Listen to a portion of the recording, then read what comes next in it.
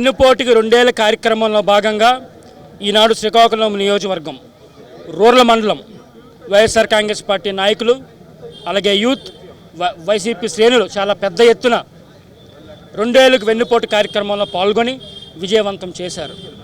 ఈనాడు తెలుగుదేశం ప్రభుత్వం అధికారంలోకి వచ్చి 2 ఏళ్ళు అయింది. ఒక పక్క పవన్ కళ్యాణ్ గారు, ఒక పక్క చంద్రబాబు గారు ఇచ్చిన హామీలు తుంగలో తొక్కారు. అందులో భాగంగానే తుంగలో తొక్కినందుకు, ఇచ్చిన హామీలు ఎగ్గొట్టినందుకు, ప్రజలకు మోసం చేసినందుకు ఈ రోజున వెన్నుపోటుకి 2 ఏళ్ళు కార్యక్రమానికి శ్రీకారం చుట్టడం జరిగింది. ఆయన చెప్పిన హామీలు ఏవి కూడా అమలుపరచలేదు.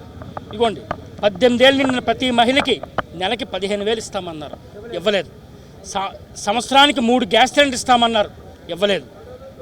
50 సంవత్సరాలు దాటిన మగవారికి 4,000 పెన్షన్ ఇస్తామన్నారు, ఇవ్వలేదు.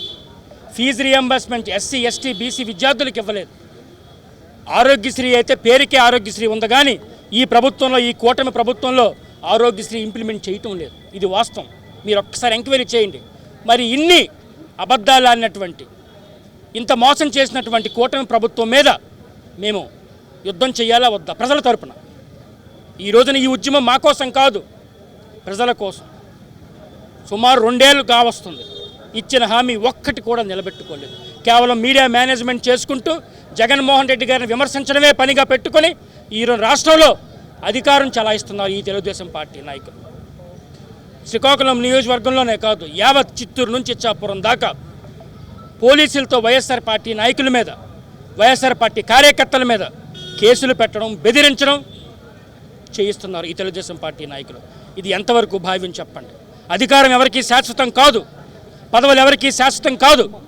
ఈనాడు మీకు రాష్ట్రంలో చాలా పెద్ద ఎత్తున కూటమికి ఎందుకు అధికారం ఇచ్చారు? మీరు ఇచ్చిన హామీలు నమ్మే అధికారం ఇచ్చారు.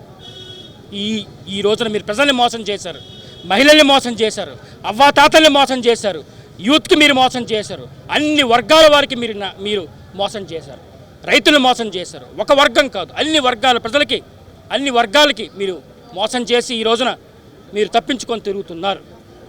అందుకే ఈ రోజున వెన్నుపోటుకి 2 ఏళ్ళ కార్యక్రమం శ్రీకారం చుట్టడం జరిగింది. మరి ఈ కార్యక్రమంలో వైఎస్ఆర్ కాంగ్రెస్ పార్టీ నాయకులు రూరల్ మండలానికి సంబంధించి అందరూ కూడా పాల్గొనడం జరిగింది.